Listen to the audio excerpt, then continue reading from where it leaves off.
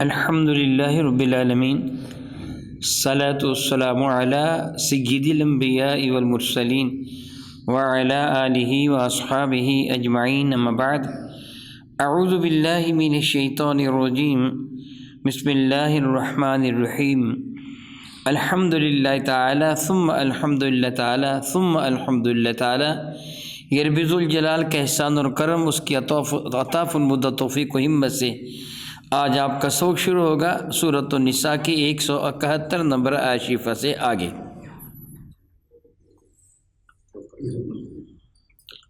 ملاحظہ کیجئے گا، اعوذ باللہ من الشیطان الرجیم، بسم اللہ الرحمن الرحیم، لن يستنكف المسيح ان يكون عبدا لله ولا الملائكة المقربون ومن يستنكف عن عبادته ويستكبر فسيحشرهم إليه جميعا۔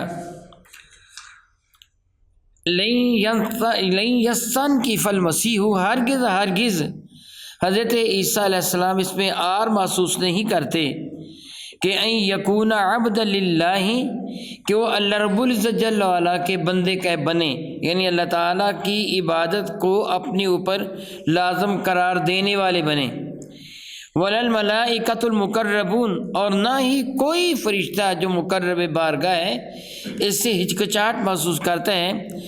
ومن یستنکف عن عبادتہ، جو بھی اللہ رب العزت جل وعلا کی عبادت سے نفرت کرتا ہے، ناک چڑھاتا ہے، ویستکبر، اور وہ تکبر کرتا ہے، فسیحشرہم، ان قریب ہم ان کو اکٹھا کریں گے، یعنی ان کو اکٹھا کیا جائے گا، الہی رب کائنات جل وعلا کی جانب جمیع، سب کو۔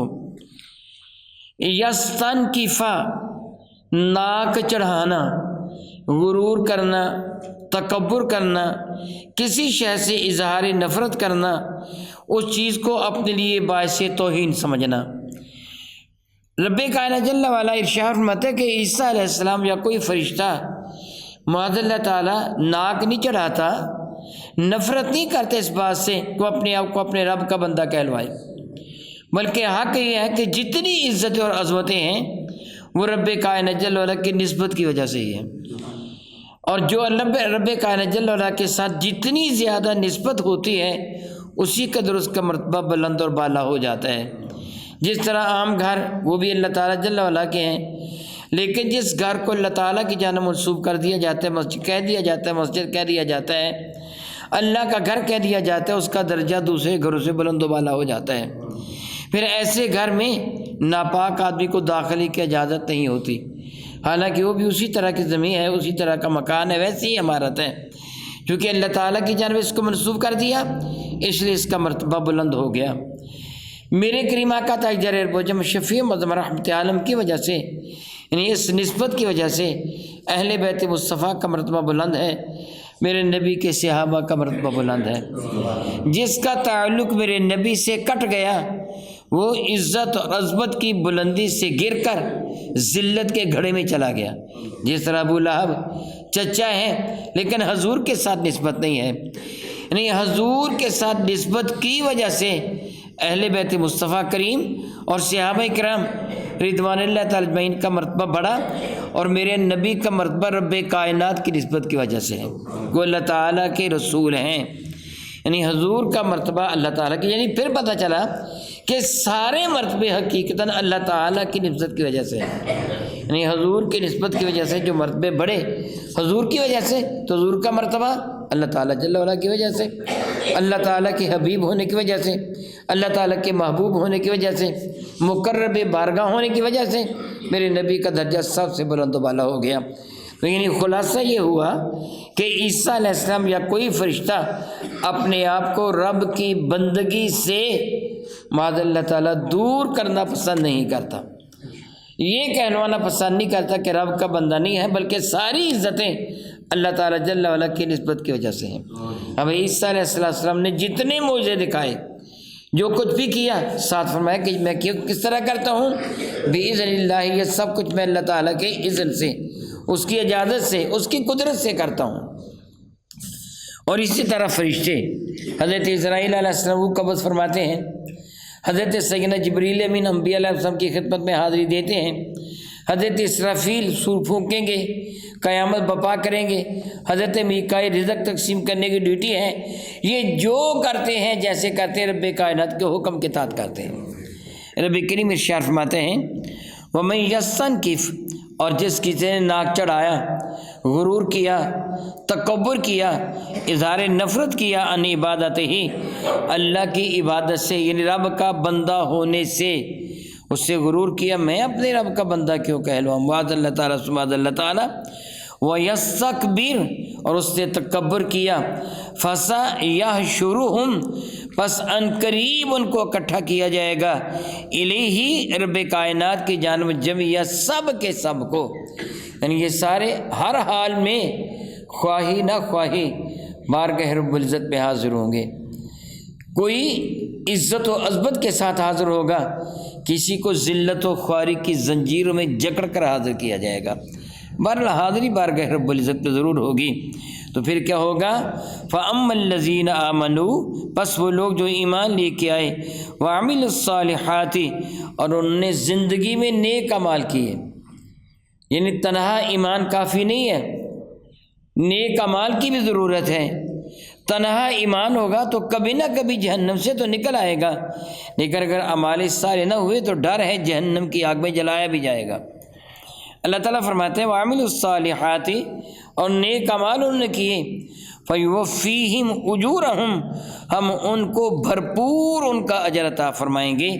صرف ان کا اجر ہی نہیں ہوگا، وَيَزِيدُهُمْ مِنْ فَضْلِهِ، رب کائنات اپنے فضل و کرم سے کہیں اضافہ فرما دے گا۔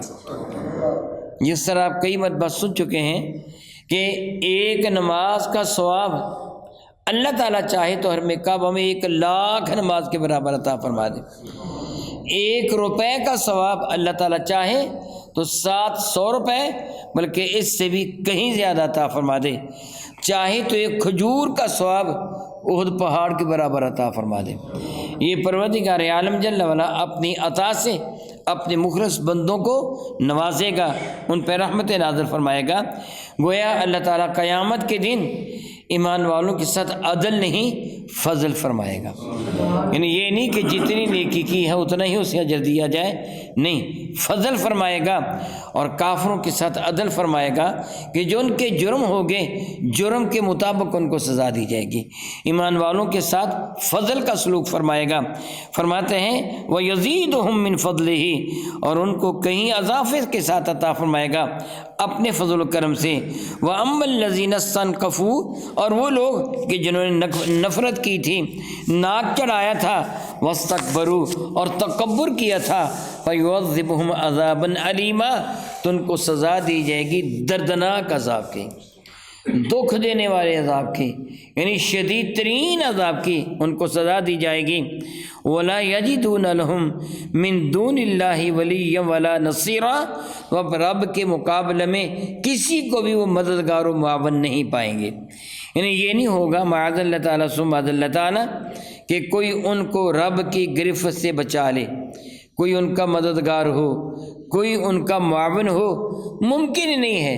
کس کی جرت ہے کہ بارگاہ رب العزت میں لب کشائی کرے، بلکہ آنکھ بھی اونچی کرے۔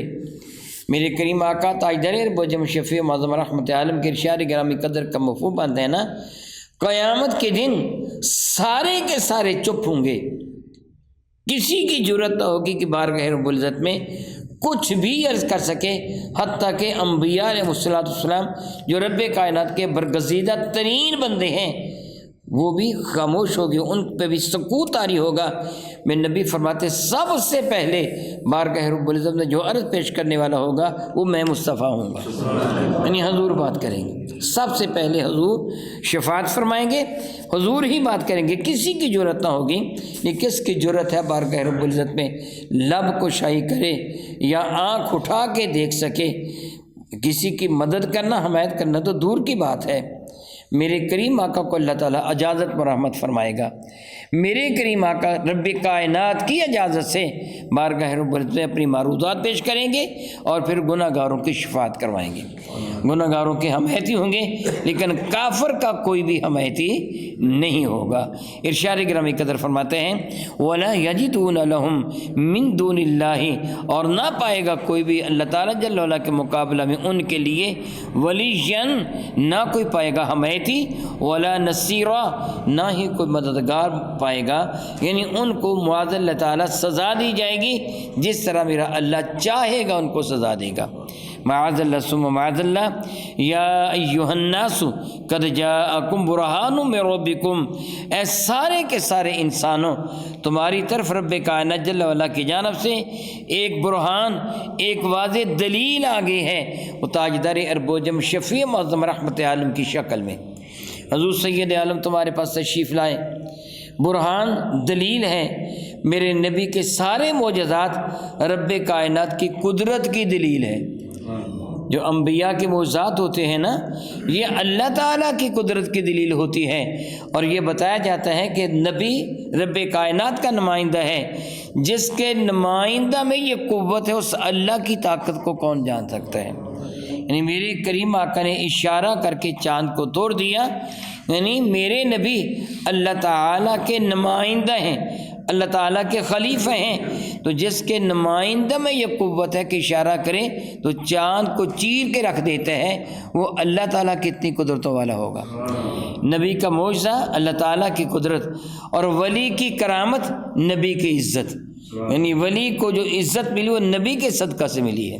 جو ولی کی کرامت ہوگی وہ نبی کے صدقہ سے ہے، اور نبی کا معجزہ رب کائنات کی قدرت کی دلیل. فرماتا ہے قد جاءکم برہان من ربکم، تمہارے پاس رب کائنات کی جانب سے ایک واضح دلیل آ گئی. وَأَنزَلْنَا إِلَيْكُمْ نُورًا مُبِينًا، اور تمہاری طرف اللہ تعالیٰ نے ایک روشن نور اتارا ہے. علماء کرام فرماتے ہیں اس سے مراد قرآن کریم ہے، اور میرے کریم آقا کا اسوہ حسنہ ہے. حضور کا اپنا کردار، جس طرح قرآن کریم بھی حضور کا کردار ہے. میری اور آپ کی ماں، سب ایمان والوں کی ماں ام المومنین عائشہ صدیقہ رضی اللہ تعالی عنہا سے کسی نے سوال کیا تھا حضور کا خلق مبارکہ کیا تھا، عادات کریمہ کیا تھیں، تو جواب دیا کہ کانا خلقہ القرآن، حضور کی ساری عادتیں ہی قرآن تھیں. تو اس اعتبار سے نور مبینہ میرے کریم آقا کا اسوہ مبارکہ اور قرآن مجید فرقان حمید. گویا رب کریم نے یہ احساس دلا دیا میرے نبی تشریف لائے ہیں، دلیل بن کے آئے ہیں. ان کا کردار، ان کا جو عملی مبارکہ ہے، ان کا اسوہ حسنہ ہے، ان کے معجزات جو ہیں وہ اندھوں کو بینا کر دینے والے ہیں، حقائق کو کھول کر سامنے لے آنے والے ہیں. اب ان کا انکار سوائے اندھے پن کے، جاہل کے کوئی بھی نہیں کر سکتا کہ یہ نور مبین ہے. حضور سید عالم کی وجہ سے ہی یہ ساری کی ساری دنیا، ایمان کی روشنی دنیا میں پھیلی. میرے نبی بھی نور عظیم ہے اور قرآن کریم بھی نور مبین ہے. او کما قال اللہ تبارک و تعالی واللہ تعالی اعلم باسرار کتاب.